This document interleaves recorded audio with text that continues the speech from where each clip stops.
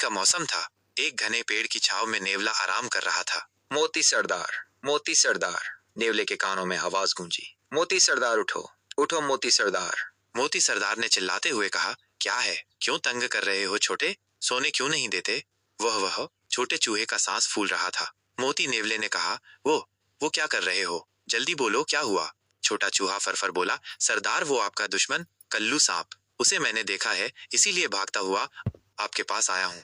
मोती नेवले ने सर हिलाते हुए कहा, अच्छा तो ये बात है, आज वो मोती के इलाके में आ ही गया। छोटे चूहे ने कहा, सरदार मैं तो कहता हूँ आज ही उसका काम तमाम कर दें। पेड़ पर बैठी मासी चिड़िया ने ये बातें सुनी तो कहा, बेटा नेवले, ये छोटा तुम्हें गलत सलाह दे रहा है। लड़ना झगड़ना बुरी बात है, हम सब जानवरों को मिलजुल कर रहना चाहिए, तुम ऐसा कोई काम नहीं करना। मोती नेवले ने मासी चिड़िया से कहा, आप ठीक कह रही हैं, मगर वो मेरा दुश्मन है, मुझे उससे नफरत है। छोटे चूहे ने कहा, सोच क्या रहे हो सरदार, बहुत अच्छा मौका है, ऐसा मौका बार बार हाथ नहीं आता। मासी चिड़िया की बात नहीं मानो, कल्लू सांप एक बार हाथ से निकल गया तो बाद में अफसोस करना पड़ेगा।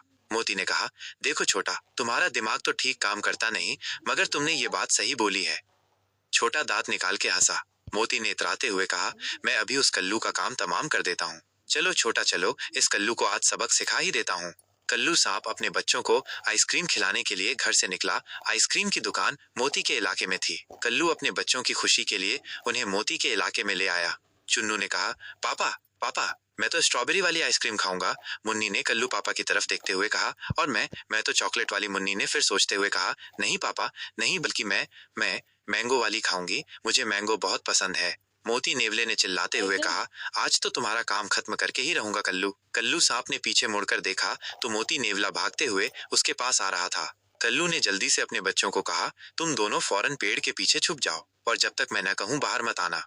मोती ने कहा, आखिर तुम मिल ही गए कल्लू, काफी टाइम से तुम्हारा इंतजार था। पिछली बार तो तुम मेरी आंखों में मिट्टी फेंक के भाग गए थे, मगर अब मैं तुम्हें नहीं छोड़ूंगा, आज तुम्हें मुझसे कोई नहीं बचा सकता। कल्लू सांप ने कहा, देखो मोती, आज मैं तुमसे लड़ना नहीं चाहता, मेरे साथ बच्चे हैं।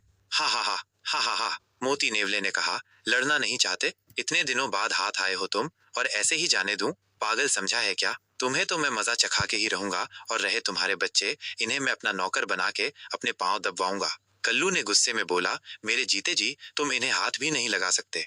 मोती ने कहा, तो तुम्हारे मरने के बाद ही सही। ये कहते ही मोती नेवले ने सांप पर हमला कर दिया। लड़ते लड़ते अचानक मोती नेवला कांटों में फंस गया। उसने बाहर निकलने की कोशिश की, मगर वो और जख्मी हो गया और हिम्मत हार गया। आखिरकार मोती अपने दुश्मन कल्लू सांप की तरफ यूं देखने लगा कि शायद कल्लू सांप उसकी मदद कर दे।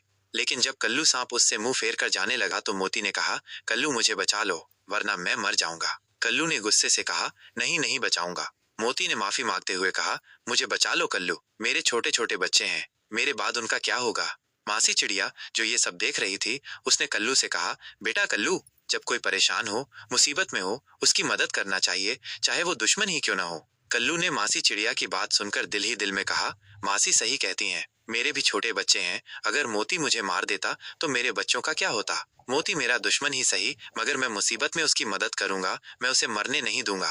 कल्लू ने बड़ी मुश्किल से मोती को बाहर निकाला। मोती नेवले ने कहा, कल्लू भाई, मुझे माफ कर दो, मैं तुम्हें मारना चाहता था, मगर तुमने मेरी जान बचाई। मासी चिड़िया ने कहा, मोती बेटा, मैं तो पहले ही कह रही थी, लड़ना झगड़ना अच्छी बात नहीं, इसमें किसी का फायदा नहीं, नुकसान ही होता है। तुम पहले ही मेरी बात मान जाते तो इतने जख्मी नहीं होते। मोती ने कल्लू को गले लगाते हुए कहा, मैं आज से ये दुश्मनी खत्म करता हूँ और तुम्हारा दोस्त बनता हूँ। और फिर दोनों खुशी खुशी अपने अपने घर चले गए।